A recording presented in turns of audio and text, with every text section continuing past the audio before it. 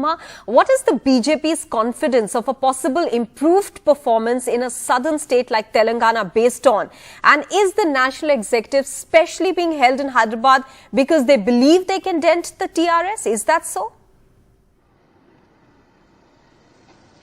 Telangana certainly being seen as a low-hanging fruit by the BJP, and they do realize that a party that won 103 out of the 119 seats, actually they didn't win 103, but the transfers from the other parties ended up with their tally adding up to 103, and the BJP had ended up with only one assembly seat, though in the subsequent parliament elections, they had in fact won 4 out of the 17 parliament seats in Telangana. But their confidence stems from the fact that actually the Congress seems to be in a state of disarray, not able to get its campaign together, and the BJP has done very well in the GHMC elections of December 2020, as well as the by-elections that happened in Huzurabad as well as Dubaka, and therefore the BJP has been strategizing very, very carefully with the BJP state BJP chief, in fact, touring the districts, and the National Executive Committee members, 80 of them who are there, many of them being sent to all the 119 assembly constituencies for 48 hours to assess the mood of the people.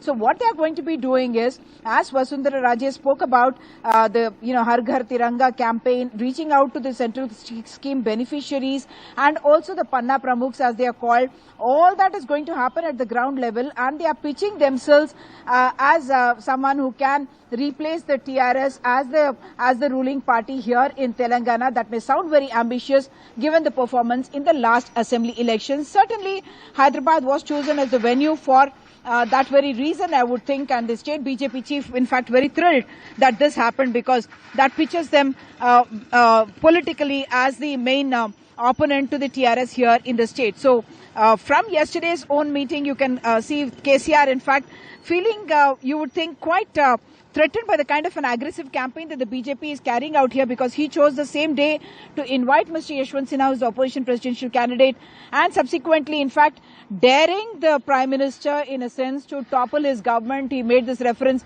as we just played out, saying that the BJP has toppled 9 governments, making a reference to Maharashtra as well, and saying that if the BJP tries to topple his government, the TRS, in a sense, would unseat the BJP at the center. That may sound like a big boast for a state that has only about 17 MPs, but the TRS certainly being aggressive. So even as we lead up to this NEC, everywhere, all the leaders who have come in, whether the chief ministers of all the states, the union cabinet, everyone would have seen the showcasing of these schemes that TRS is showing off as its success stories. And yes, even before the Prime Minister arrived here, the stage had been set, and today's meeting, a public meeting in the evening, that's something that they have already kind of, in a sense, put the BJP, should I say, on the defensive by saying that the Prime Minister must answer all these questions that they are asking of him. Mr. Yashwant Sinha himself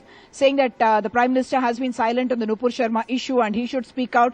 But we do understand that possibly as part of the resolutions at the NEC, after the NEC gets concluded, or part of the conclusive events at the NEC, there could be a statement on the Udaipur killings as well. And of course, we are also expecting that a state-specific resolution on Telangana, specifically pointing out that the BJP was instrumental in carving out Telangana, pointing to the fact that in 2004, when the NEC was held here, the BJP had also said that they would be carving out a separate state of Telangana. Back to you, Maha. Right.